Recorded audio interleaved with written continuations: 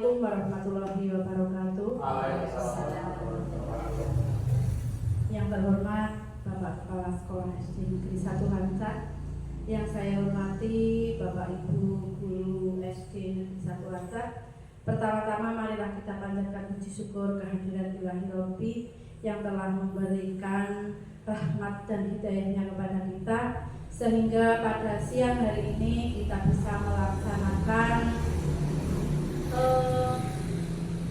tugas dari CGP dari Pak Agus dengan tidak ada halangan suatu apa. Sholawat serta salam kita sanjungkan kepada junjungan kita Nabi Agung Muhammad Sallallahu Alaihi Wasallam yang kita nantikan syafaatnya di yaumul qiyamah. Bapak Ibu yang saya hormati, di sini saya akan membacakan susunan acara pada siang hari ini. Yang pertama pembukaan, yang kedua sambutan, yang ketiga lain-lain, yang keempat penutup. Marilah acara ini kita buka dengan bacaan basmalah bersama. Bismillahirrahmanirrahim.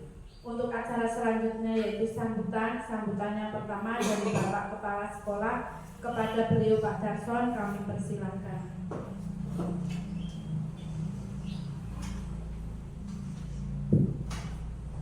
Assalamualaikum warahmatullahi wabarakatuh. Alhamdulillah wassalatu ala rasulillah. Amma ba'da. Bapak Ibu Guru SD 1 Lancak, Ibu Guru Kepala TK Berdiri 2 Lancak yang kami hormati, seperti Bapak Agus Sulaiman selaku peserta pendidikan guru bergerak yang kami hormati. Yang pertama dan utama marilah kita panjatkan puji syukur kepada Allah yang mana atas luasnya rahmat Allah kita hari ini pada hari Senin 19 Agustus 2024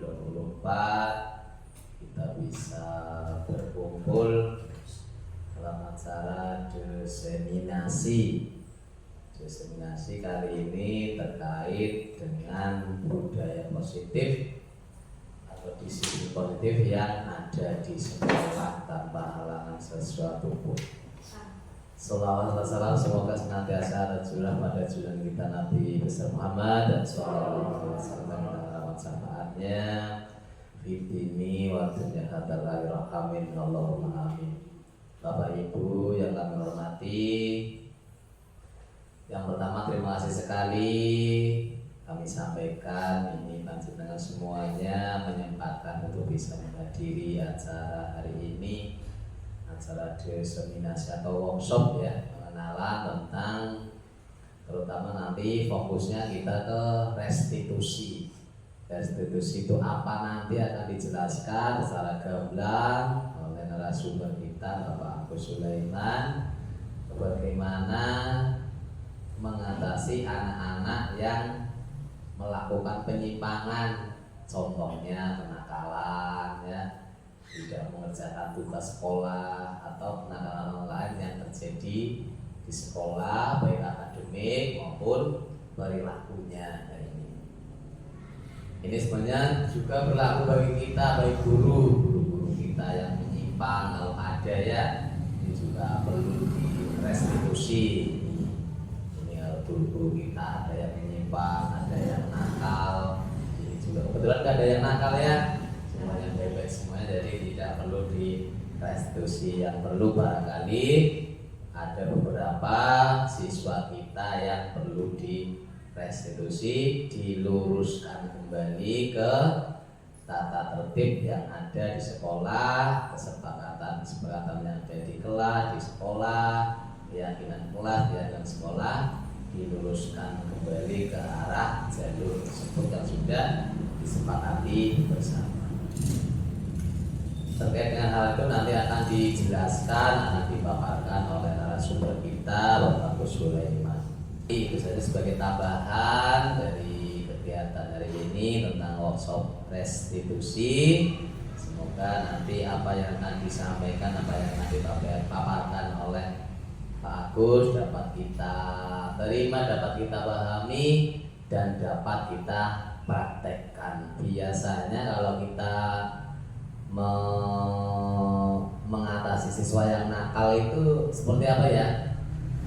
Ya dimarahi misalnya, dimarahi. Nah, nanti di sini juga semacam itu, tapi cuma lebih humanis ya, lebih manusiawi, lebih mengembangkan ke arah penyadaran internal siswa, biar siswa itu sadar secara internal, dan akhirnya nanti mengenal, siswa bisa menginternalisasi nilai-nilai yang ada di dalam penanganan masalah-masalah itu tanpa harus setiap kali kita memarahinya, menghukumnya ya, punishment dan sejenisnya. Nanti pelan-pelan secara bertahap kita hindari,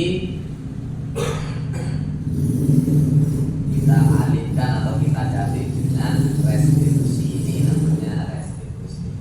Itu saja sebagai pengantar. Kurang lebihnya mohon maaf. Wassalamualaikum warahmatullahi wabarakatuh.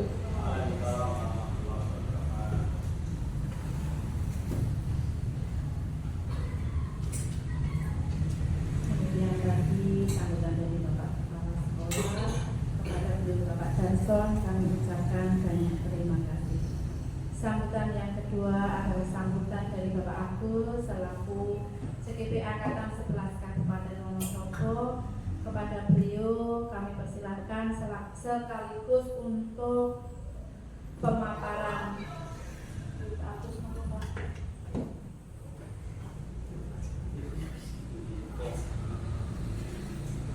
Assalamualaikum warahmatullahi wabarakatuh.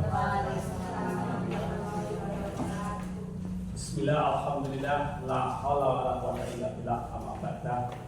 Yang terhormat Bapak Kepala SD 1 Lancar, yang saya hormati Bapak atau Ibu Guru SD 1 Lancar, serta Ibu Kepala TK Pertiwi Lancar yang berbahagia.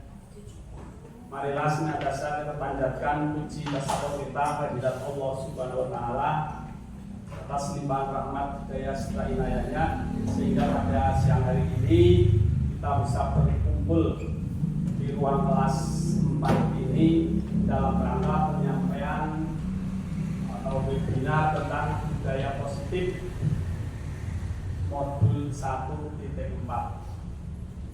Selanjutnya, Bapak Ibu yang saya hormati, yang pertama saya ucapkan banyak terima kasih pada Bapak Ibu semua yang telah berkenan hadir mengikuti webinar ini. Semoga bermanfaat bagi kita semua, terutama bagi peserta didik kita.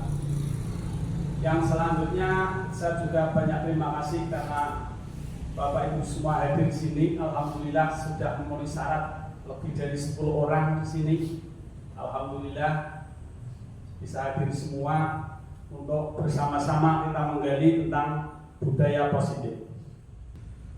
Selanjutnya, tujuan pendidikan menurut Ki Hajar Dewantara, yaitu pendidikan adalah menuntun segala kodrat yang ada pada anak-anak agar mereka dapat mencapai keselamatan dan kebahagiaan yang setinggi-tingginya, baik sebagai manusia maupun sebagai anggota masyarakat. Oleh sebab itu, pendidik hanya dapat menuntun tumbuh atau hidup kekuatan kodrat yang ada pada anak-anak agar dapat memperbaiki lakunya, bukan dasar hidup dan tumbuhnya kodrat anak. Itulah pandangan beliau Bapak Ki Hajar Dewantara yang sangat jelas bahwa siswa kita mempunyai karakter yang berbeda-beda. Tidak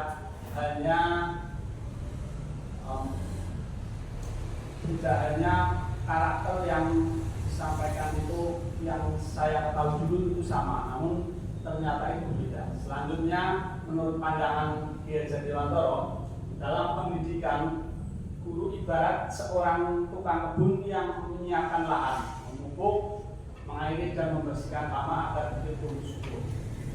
Berbuah kemudian berbuah.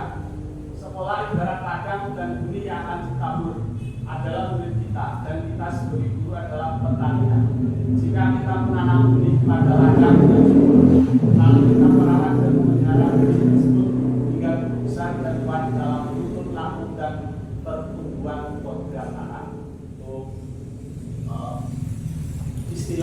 yang disampaikan oleh beliau Bapak Kiai Haji Dewantoro. Jadi kaitannya dengan Ustaz ini memang kita di sini guru hanya sebagai penuntun, bukan menuntut. Kalau dulu menuntut murid kita harus ranking 1, harus pinter, harus bisa bersaing dengan si lain. Itu kita sebenarnya cuma menuntut. Selanjutnya,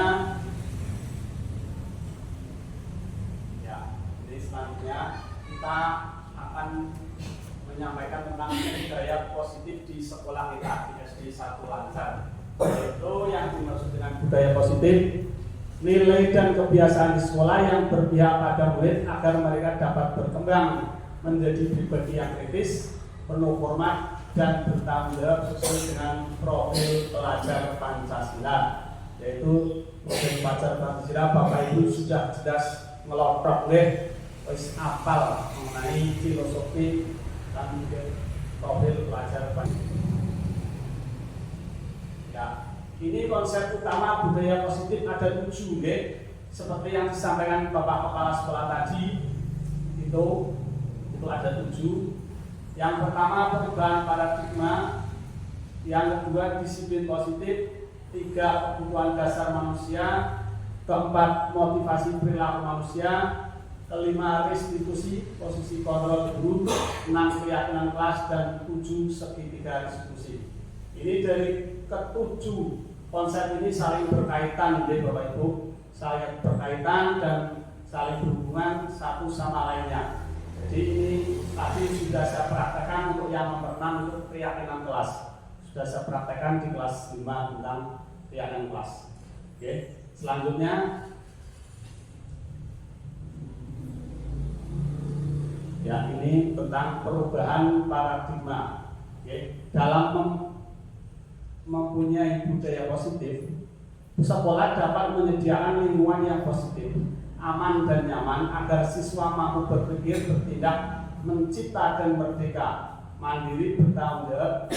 Disiplin sangat berkaitan dengan kontrol guru terhadap siswa. Jadi ini tentang budaya positif. Kalau sekolah kita tidak aman, tentunya belajar pun tidak akan merasanya nyaman. Jadi memang pertama kita harus ciptakan dulu suasana di sekolah yang aman, nyaman, sehingga kita bisa melaksanakan KBM dengan baik. Contoh, salah satu contoh Bapak Ibu coba dipraktekkan, dipraktekkan dengan berpasangan dua-dua, berarti ya, yang satu ibaratnya A, yang satu B, ya. Yang satu nanti Bapak Ibu mengepalkan tangan seolah-olah membayangkan di kepalan tangan ini Bapak Ibu mempunyai sesuatu yang sangat berharga milik panjenengan, yang sangat berharga dalam hidup panjenengan pertahankan apapun yang terjadi di dalam kepala tangan dipertahankan. Yang satu sebagai yang B ini berusaha mencoba melihat apa yang ada isi di kepala itu, baik dengan rayuan, dengan mengintimidasi, ataupun dengan menggoda dan sebagainya. Monggo dipraktekkan Bapak Ibu, ya, pasangan yang satu sebagai mengepel tangane seolah-olah membayangkan sesuatu yang sangat berharga, sing ora mengenal wong liya. Monggo silakan. Salah satu mempel yang satu membuka. Monggo Bu Panti, Bu Suti, ya Bu sama Bu Susi. Coba.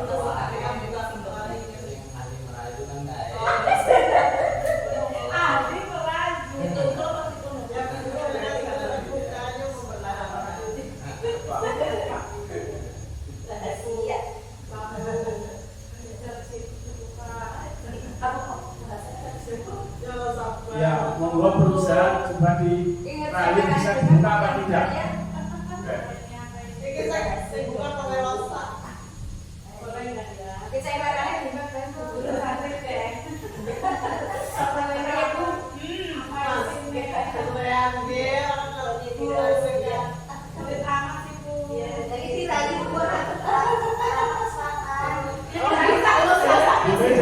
ya.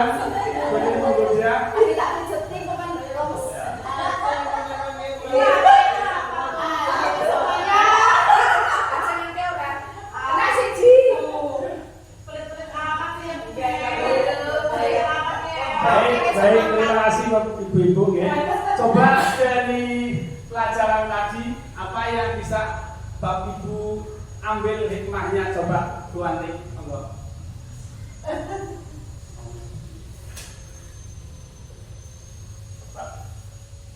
Intinya bahwa segala sesuatunya itu tidak bisa dipaksakan laku.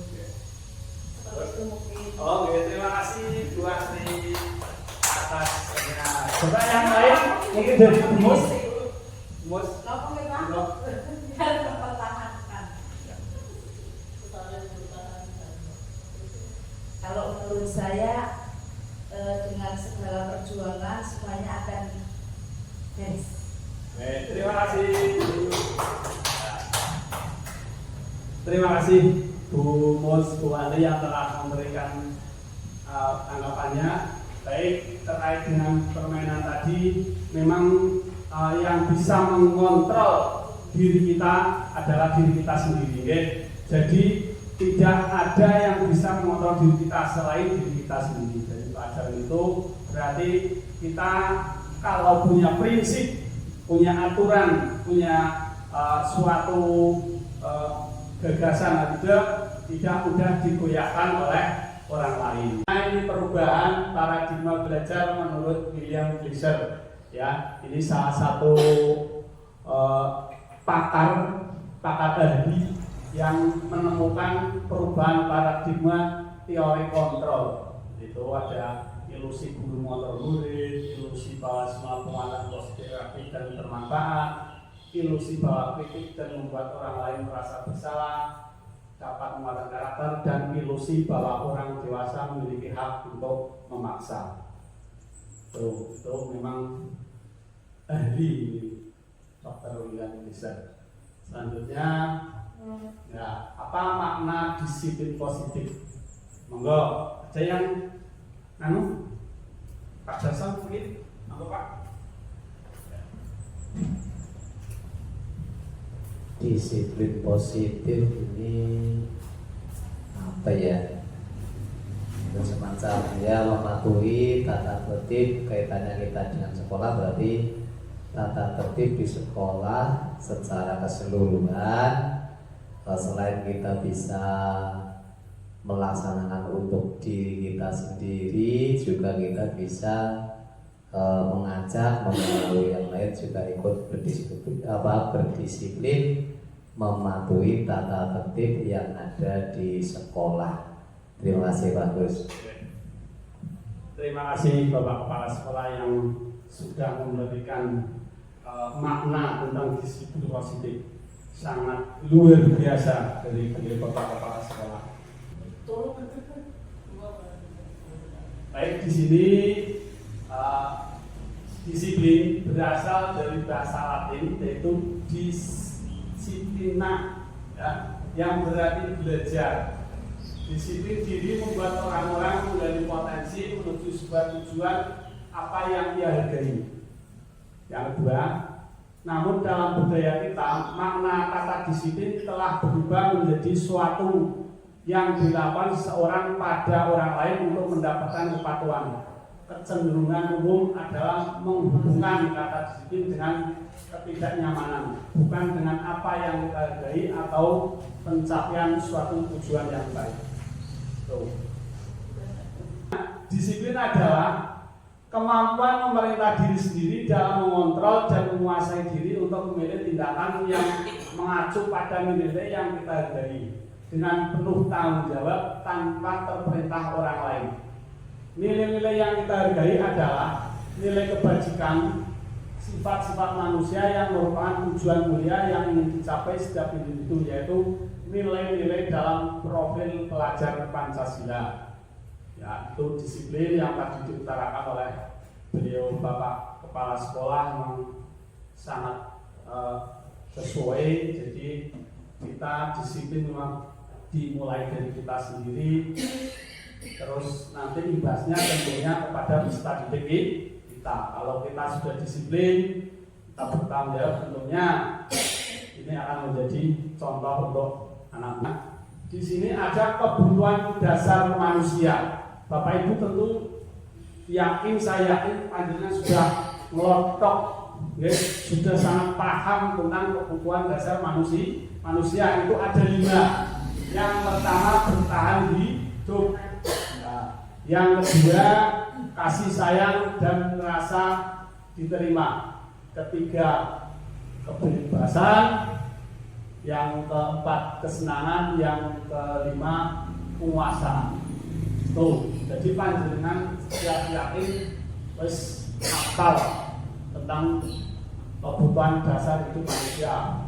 Contohnya ini kebutuhan bertahan hidup. Oke. Apa saja kebutuhan dasar? Bukan nih? Iya, kesehatan. Iya.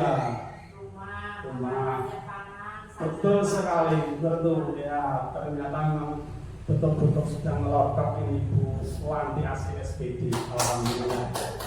Ini kebutuhan dasar yang kita harus dipenuhi, ya, makanan, pakaian, ya, cinta dan kasih sayang, kebutuhan untuk diterima. Jadi kebutuhan ini termasuk kebutuhan psikologis yang meliputi kebutuhan atau hubungan koneksi sosial. Oke. Jadi kebutuhan ini sangat mendasar juga. Sampai tadi ini adalah kebutuhan kasih sayang. Yang kedua, panjenengan tentunya punya rasa ingin diterima atau punya kebutuhan kasih sayang. Para harmonis ini Bu. Ya, jadi memang kasih sayang itu biasanya ini disukai dan diterima oleh lingkungannya. Akrab dengan orang tuanya, biasanya belajar, suka dengan gurunya, menganggap penting teman sebaya dan suka belajar berkelompok. Itu yang kedua.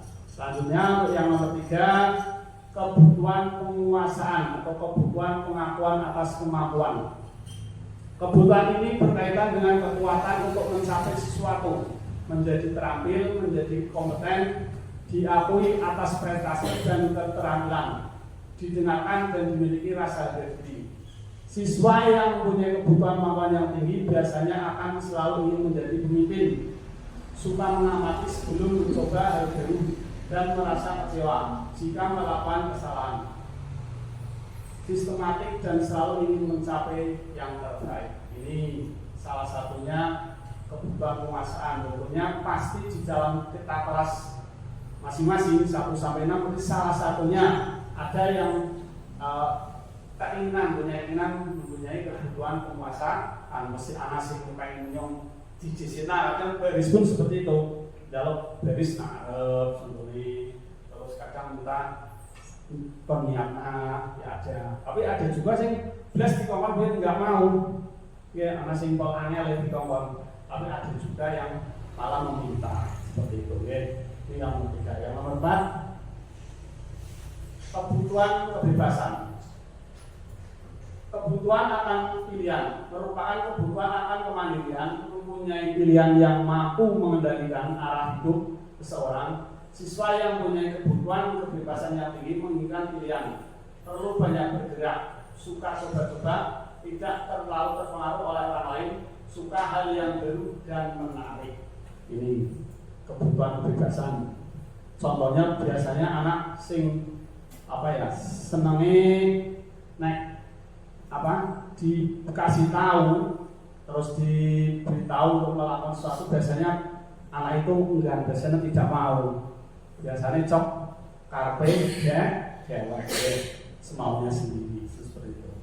Selanjutnya yang nomor 5, kebutuhan akan kesenangan. Kebutuhan untuk merasa senang merupakan kebutuhan untuk mencari kesenangan, bermain dan tertawa. Siswa dengan kebutuhan kesenangan yang tinggi biasanya akan menikmati apa yang dilakukan, konsentrasi melakukan yang disenangi, suka permainan, suka mengkoleksi barang-barang, dan suka melucu atau bergurau. Ini anak-anak yang mempunyai kebutuhan kesenangan. Ini mesti ada, salah satu kelas pasti ada yang punya kebutuhan ingin senangan, oke. Kadang cok jajan juga semaunya diri, untal-untalan dan sebagainya. Karena dia punya kesenangan yang berbeda. Biasanya boleh jajan untal-untalan seperti itu. Ini contoh kasus kayak ibu siapa ya? Orangnya. Ibu Mita, guru kelas 4 di SD Permai.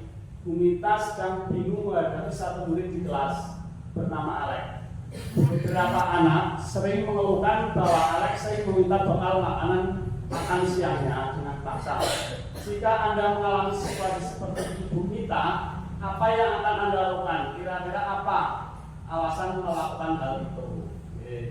Ini contoh kasus di sana. Mungkin ada yang ingin memberikan contoh menanggapi bagaimana seperti tadi kebutuhan apa yang mereka butuhkan sebenarnya.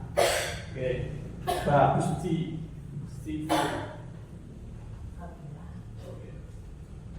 Tujuan apa kira-kira dari kasus itu yang dibutuhkan dari siapa ya? Alek. Ya.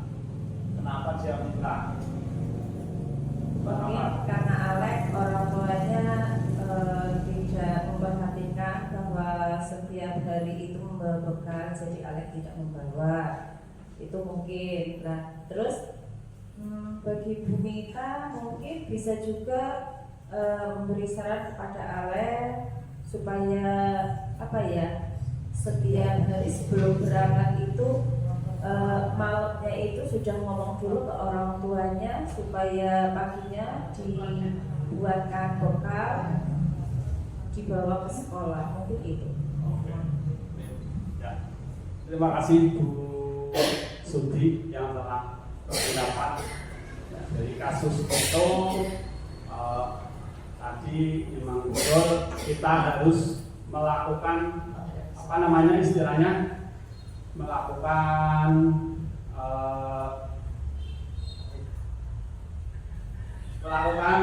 bertanya dulu ya, bertanya dulu kepada Alek kenapa sih kok dia minta makanan itu. Kita harus klarifikasi dulu istilahnya, tidak langsung memberikan sanksi. Ini dalam konteks dalam penerapan disiplin ya. Berarti ibu Mita sebaiknya mencari tahu alasan kenapa Alek melakukan tindakan tersebut agar mengetahui kebutuhan mana yang sedang dipenuhi oleh Alek ya. Jadi sesuai dengan dari kebutuhan dasar manusia itu yang 5, dari kebutuhan dasar yang 5 itu, jadi Alek itu apa kebutuhan apa yang dia inginkan, dari mungkin bisa senang, kasih sayang. Iya, ternyata betul sekali pendapat Tuan ini. Berarti si Alek butuh kasih sayang. Dia ingin mencari perhatian, ya diperhatikan oleh ibu gurunya, ya dia diperhatikan oleh ibu gurunya sehingga dia sering mengambil makanan si Mita. Begitu nggih Bu? Semangat ya? Ya. Untuk memberikan semangat kita, Bu Kas bisa memberikan yel apa? Es breaking lebih dulu. Monggo Bu Kas.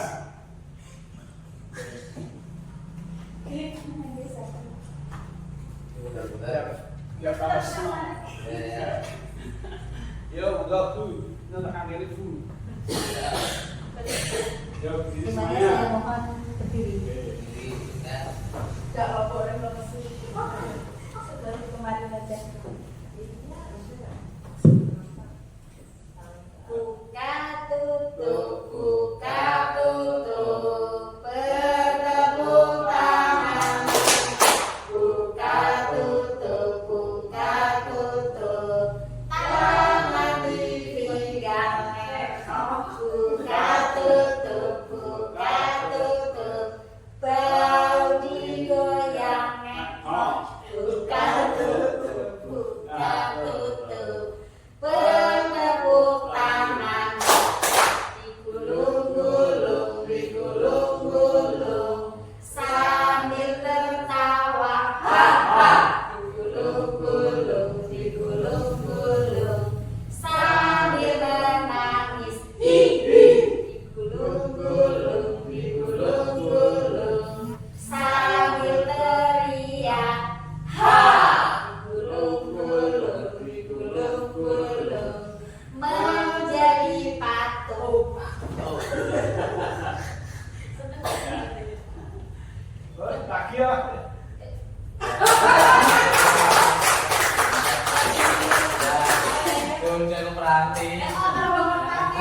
Dilanjut ya Bapak Ibu. Oke. Tadi baik, yang selanjutnya tentang motivasi perilaku manusia. Itu ada teori motivasi perilaku manusia, ada motivasi eksternal dan motivasi internal ya. Jadi motivasi eksternal itu motivasi yang didorong oleh pihak luar. Oke. Jadi contohnya untuk menghindari ketidaknyamanan teman, apa yang akan terjadi jika saya tidak melakukannya. Terus untuk mendapatkan imbalan dari orang lain, di apa yang akan saya dapatkan jika saya melakukannya. Nah, ini dorongan dari luar, ya. Dorongan dari luar biasanya mau melakukan sesuatu kalau ingin dia dihargai atau pengen dapat imbalan biasanya. Kadang anak seperti itu karena ingin dipuji oleh ibu gurunya, biasanya dia melakukan seperti itu. Kalau dorongan yang berasal dari internal, ya itu yang kita sebut itu disiplin positif dari diri kita sendiri, ya. Untuk menghargai diri sendiri kan menjadi apa jika saya melakukannya. Jadi itu dorongan dari dalam, itu seperti itu. Nah, ini salah satu contoh. Ini salah satu contoh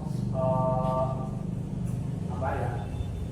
Teori kontrol atau apa ya istilahnya?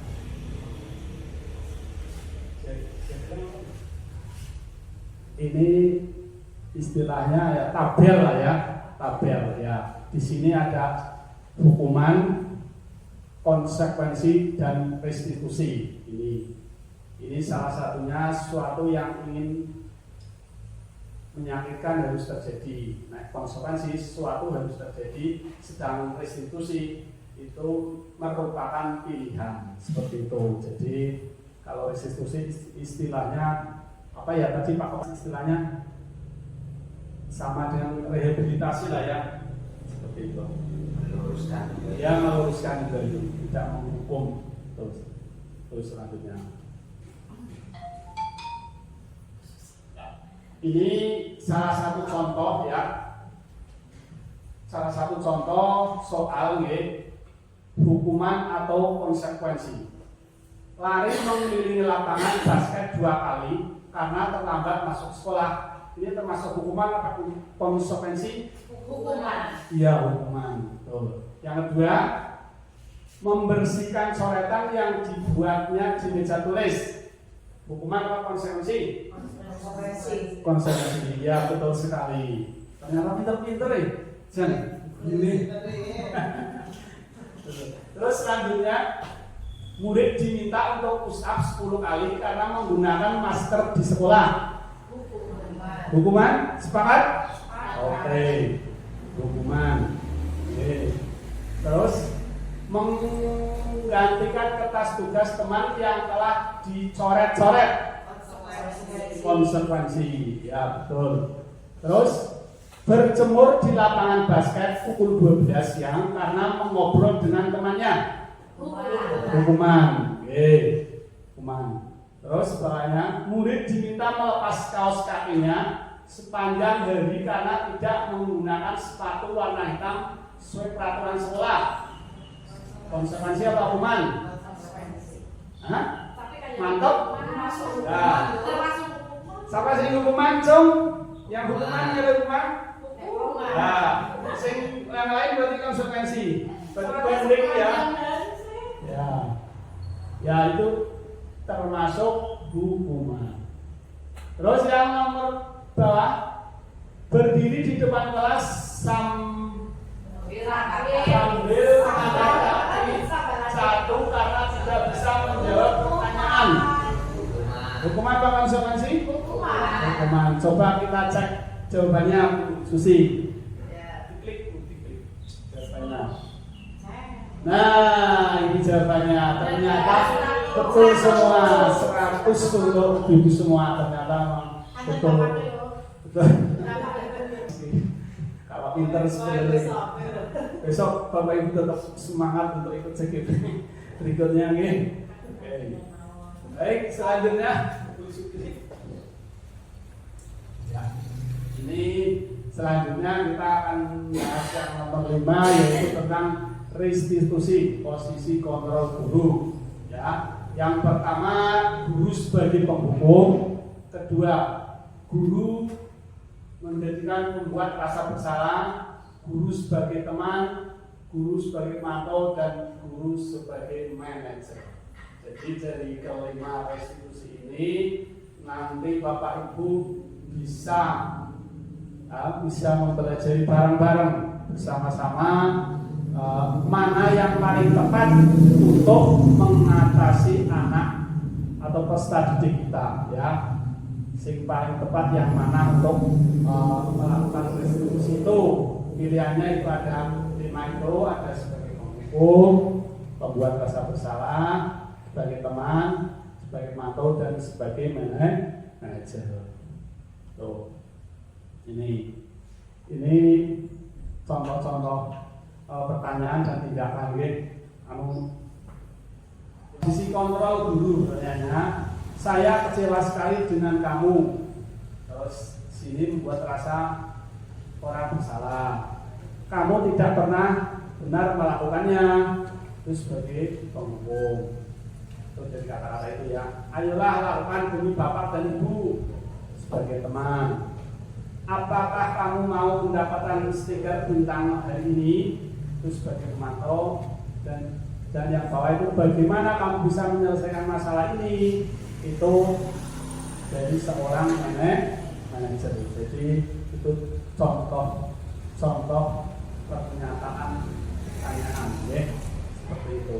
Selanjutnya, ya, ini minta yang keenam tentang keyakinan kelas. Tadi sudah tak coba saya terapkan untuk di kelas 5. Ternyata sangat antusias buat keyakinan kelas.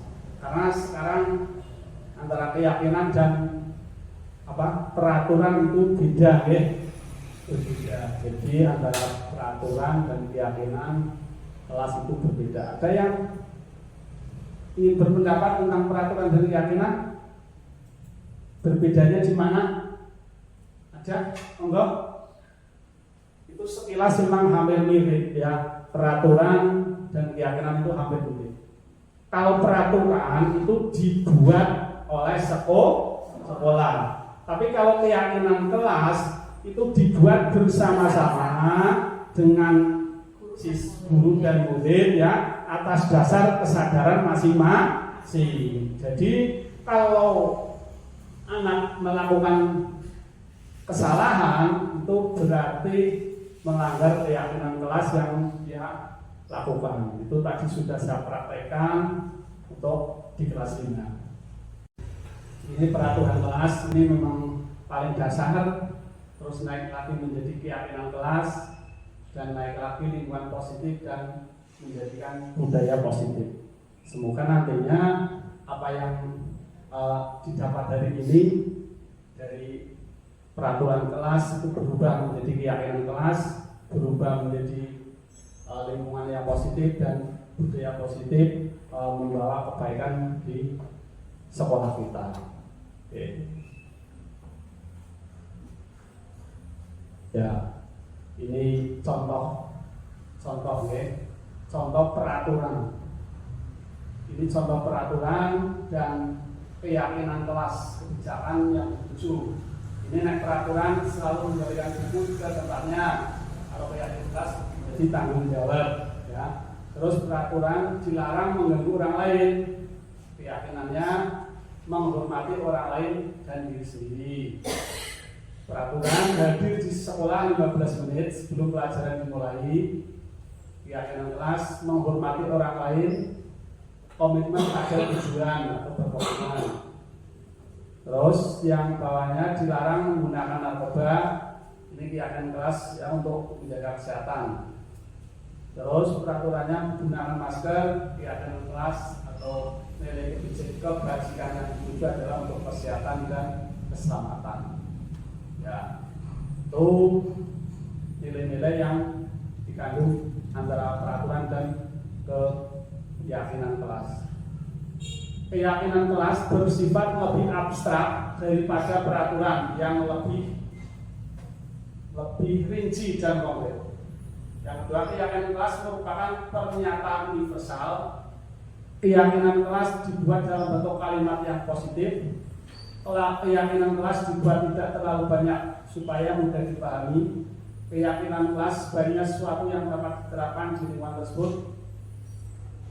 Terus selanjutnya, semua warga kelas ikut berkontribusi dalam pembuatan keyakinan kelas lewat aturan, lewat curah pendapat. Dan yang terakhir, bersedia meninjau kembali keyakinan kelas dari waktu ke waktu. Jadi keyakinan kelas itu bisa berubah sewaktu-waktu sesuai dengan kebutuhan peserta didik. Jadi semuanya itu sekarang berpusat pada murid. Ya, semuanya berpusat pada murid, berpihak pada murid. Pengajar yang selalu dulu ditakuti di zaman saya kecil itu memang kalau Pak guru itu istilahnya sangat takut, tapi sekarang guru adalah sebagai penuntun murid seperti yang disampaikan oleh Ki Hajar Dewantoro. Selanjutnya, proses menciptakan kondisi ini segitiga ini sudah mencapai segitiga restitusi ya, bab yang ke-7.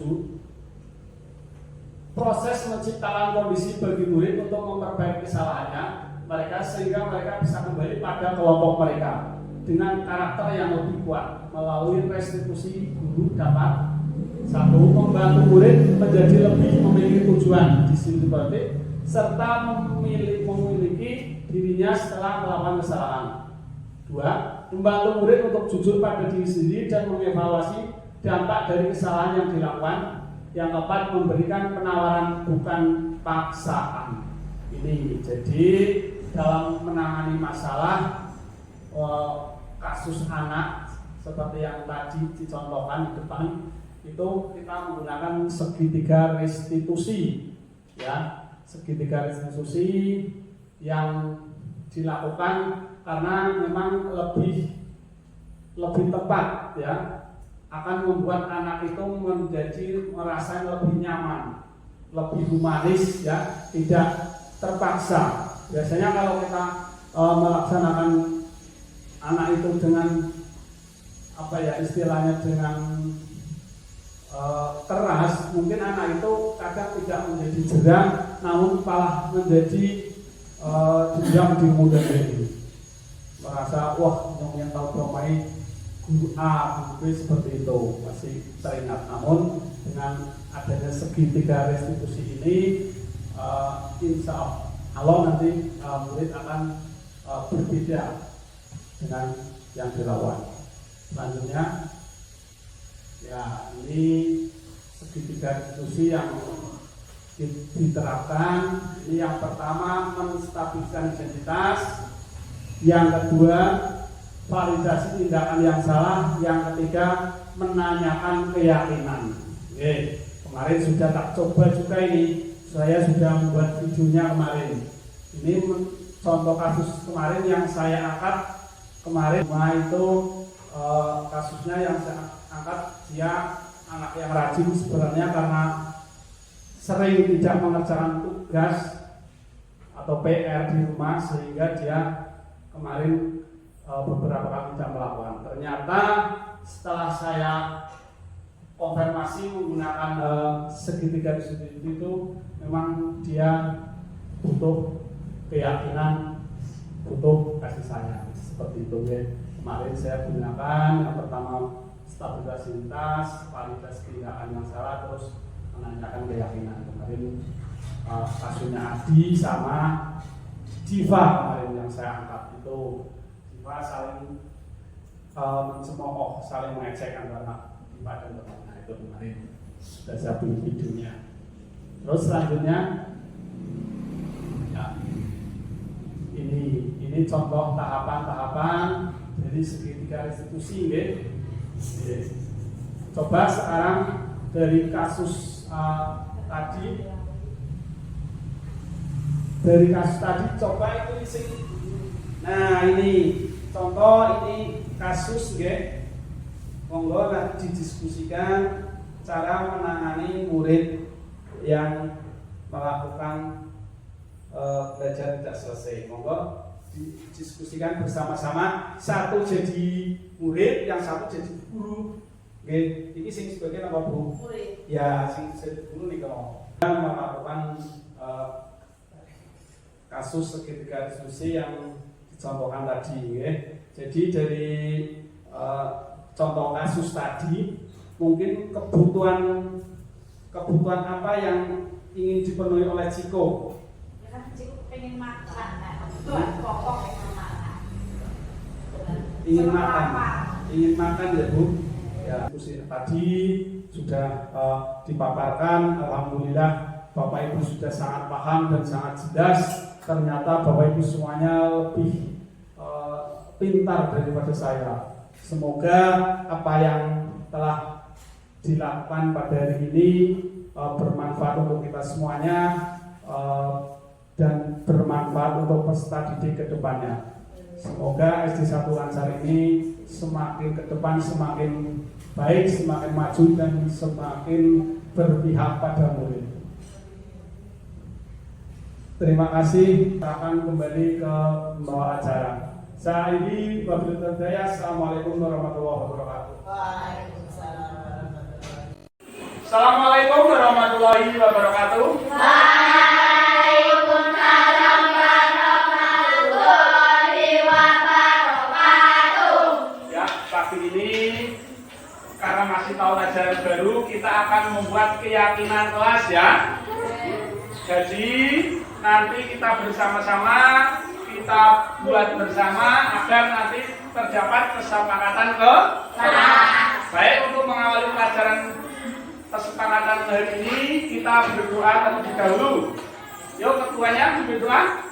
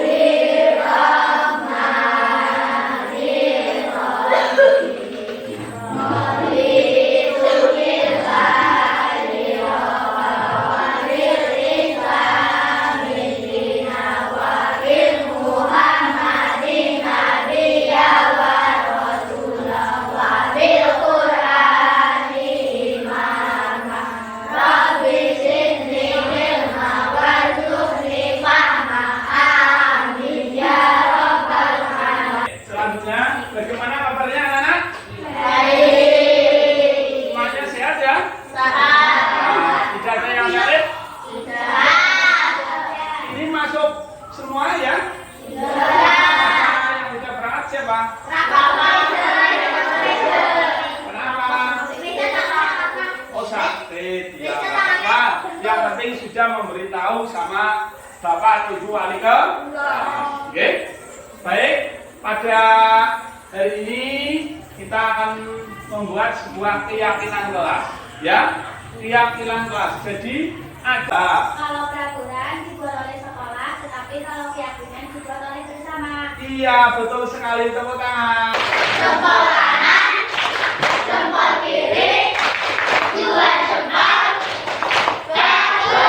Ya, terima kasih. Ternyata kalian semua pada pintar-pintar. Jadi kalau peraturan itu dibuat oleh sekolah, sedangkan keyakinan adalah atas dasar keyakinan atau kesadaran dari kalian semua. Oke, baik. Selanjutnya pada hari ini, baik, apa yang menjadi impian kelas kalian? Ya, apa yang menjadi keinginan atau harapan atau impian dari kalian semua di kelas ini? Ya, kalian tulis di sini di post-it ini ya. Silakan tulis di sini, nanti dicatat di papan yang sudah disediakan. Ya, ini dibantu, bisa satu-satu dibantu. Ya, dibantu ke teman-teman. Bantu. Dicatat. Nah, ini yang ada linknya. Yo, silakan ditulis. Tulis ya, waktu kamu 1 menit untuk berpikir. Ya, pinter. Ya, yang sudah tempel sini tulis. Yang sudah tulis tempel di sini. Yo, masuk kamu ya.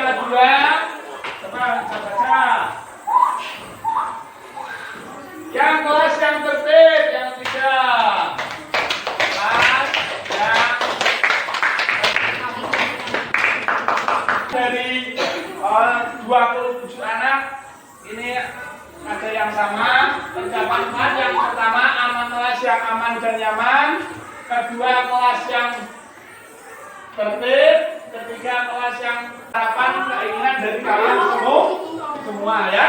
Selanjutnya dari harapan kalian semua kita tuangkan di sini menjadi tindakan atau apa yang akan kalian lakukan untuk menjadikan kelas itu menjadikan kelas aman dan nyaman, bersih dan rapi, tertib dan tidak saling membuli. Itu ya. Jangan sini silakan tulis kembali pakai yang kuning ya, mana yang kuning masih. Nah, itu juga dipajang. Itu yang ini yang orang ini sudah pajak perangkat ya. Beda pajak perangkat pakai yang kuning aja. Ya, ayo sudah itu.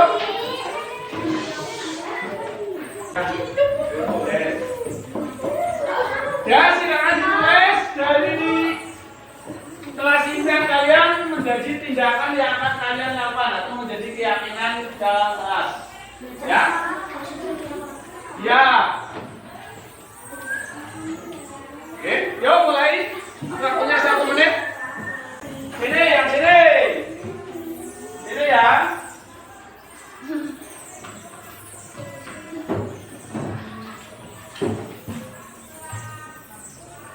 Ya, yang sudah maju langsung ditempel, nggih. Tempel. Yang sudah menulis langsung ditempel.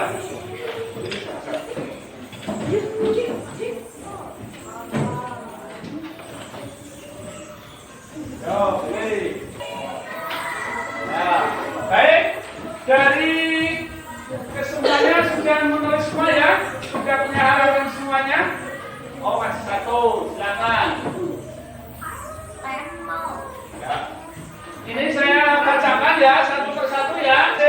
Dari kalian semua, dari tindakan atau keyakinan kelas yang kalian semua harapkan, yang pertama saling menghormati ya, saling menghormati, saling menghargai, tidak boleh saling mengganggu ya.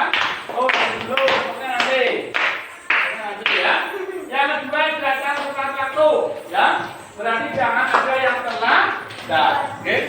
Berangkat jam kurang dari jam 7.15, nanti selesai pelajaran jam 12.15. Nah, terus tidak makan minum selama pelajaran ya. Sudah disepakati ya, tidak makan minum. Jadi makan minumnya nanti kalau kalian istirahat. Nah, istirahat lah diperbolehkan ya. Ya, konsentrasi mengikuti pelajaran. Terus yang selanjutnya membuang sampah pada tempatnya.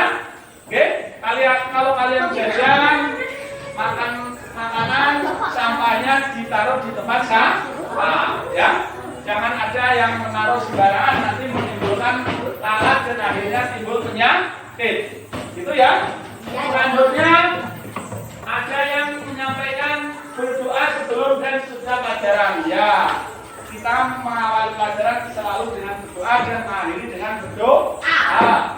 Terus jangan menyanyikan lagu nasional ya sebelum pelajaran, menyanyikan lagu nasional lebih dahulu. Biasanya lagu apa? Indonesia. Iya, Indonesia Raya. Kalau pulang nyanyi lagu apa? Ya, lagu apa biasanya? Ya, ada Maju Tak Gentar atau Indonesia Pancasila dan sebagainya ya. Terus selanjutnya ini ada yang menyampaikan izin dia keluar kelas ya. Kalau kamu mau ke toilet atau mau ada kepentingan, kamu izin kepada bapak dan ibu guru ya. Begitu ya. Kalau mau keluar. Terus yang terakhir tidak saling membuli, tidak saling mengejek ya. Sesama teman harus saling menyayangi, tidak boleh saling ejek mengejek ya. Seperti itu. Paham ya? Ini sudah menjadi kesepakatan ya? Sepakat semuanya? Kurang kompak, sepakat semuanya? Kalau sudah sepakat menjadi keyakinan kelas, kalian harus lakukan dengan ikhlas ya, dengan ikhlas, dengan bahagia ya, dengan bahagia, jangan ada kata terpaksa. Paham ya? Kalau sudah sekalian sudah sepakat ya? Sepakat? Ya, kalau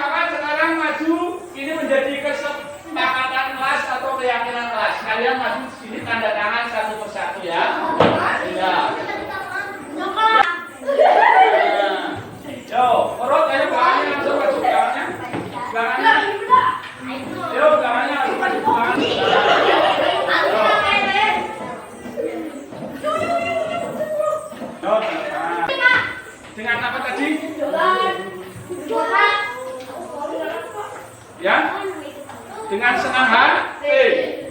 Ya, dengan senang hati harus kalian lakukan dengan apa? Tadi ikhlas.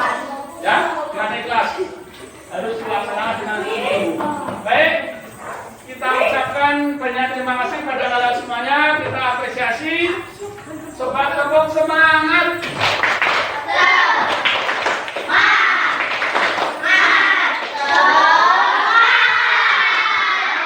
Terima kasih atas kesepakatan hari ini. Semoga kedepannya kelas kita semakin menjadi lebih baik. Ya. Selanjutnya kita akan mengikuti pelajaran berikutnya.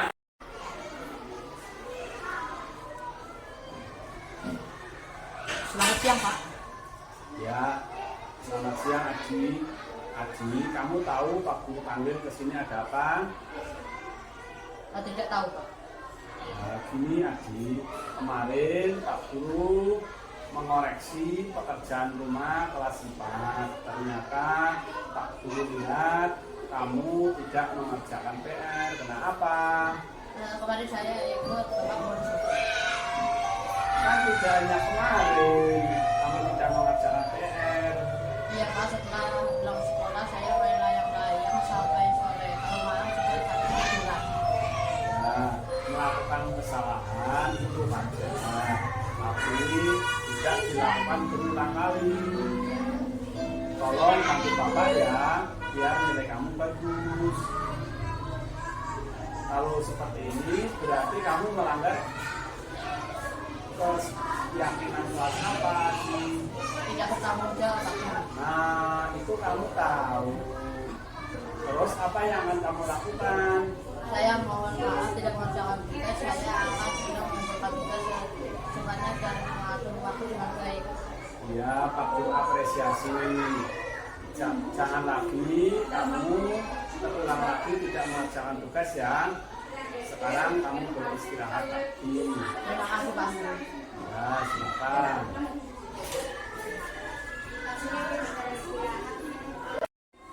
Nama saya Jiva, kelas 4 SD 1 Lancar. Setelah diberi pengarahan oleh Pak Guru, saya merasa senang dan dapat menemukan solusi terhadap permasalahan saya. Terima kasih Pak Guru. Assalamualaikum warahmatullahi wabarakatuh. Saya Darson, Kepala SD Negeri 1 Lancar. Setelah kemarin mengikuti seminar tentang disiplin politik yang diselenggarakan oleh Pak Agus Sulaiman di SD Negeri 1 Lancar ini dan diikuti oleh semua guru, alhamdulillah semuanya bisa memahami, semuanya bisa secara bertahap nanti bisa melaksanakan, dan insya Allah paparan tersebut sangat baik, kita bisa menerima. Semoga nanti bisa segera dilaksanakan dan ditindaklanjuti di masing-masing kelas oleh guru masing-masing. Terima kasih.